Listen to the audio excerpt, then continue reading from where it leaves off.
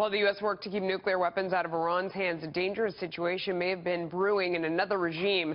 North Korea's claims that it tested a hydrogen bomb have not been verified, but presidential candidates aren't waiting to call for action.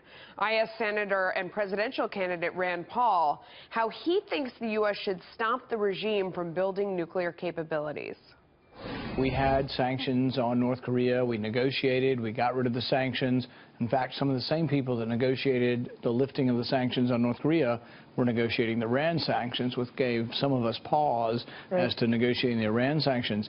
But during that, North Korea developed weapons in a clandestine way, and that's a real problem. Now they have nuclear weapons, but now they're talking about a hydrogen bomb, and there is no easy response. There's no easy say, oh, we're going to do X, but I think part of the solution needs to be us, China, and the other great powers putting pressure on North Korea.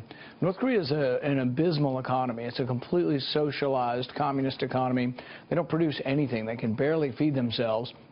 So at least some consolation is that there may be more bragging about this than they can actually do. There are a lot of times more bluster than actual reality. But nevertheless, it's very concerning, and I think the consideration of more sanctions should be in order, and working with our superpower adversaries to see what we can do. I mean, that's going to be hard to do in the face of that we've gone in the opposite direction with Iran. So how do you tie those two things together? I mean, do you have to reverse what's been done with Iran? Well, it's the same question, and some of the same faults that we may be headed towards with Iran are the things that happened already in North Korea. The difference is North Korea already has nuclear weapons.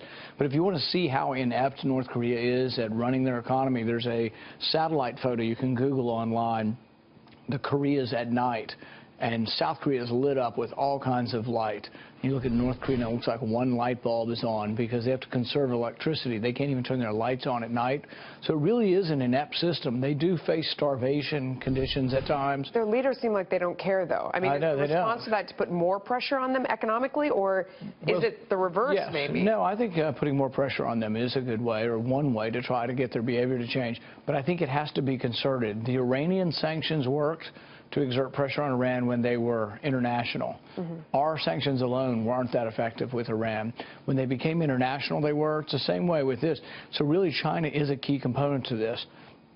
If you don't feed the North Koreans, I'm guessing at some point, you know what, they may choose a new leader. So I think we should exert that pressure. Let me turn you back to this campaign.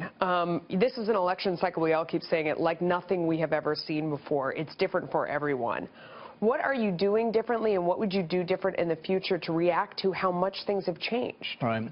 The interesting thing is if I weren't reading the pundits or seeing the reporting on the polling, which I don't think is very accurate, I would have no idea from the campaign trail that anything's any different than it's been. We have 1,000 kids show up for rallies at colleges in Iowa.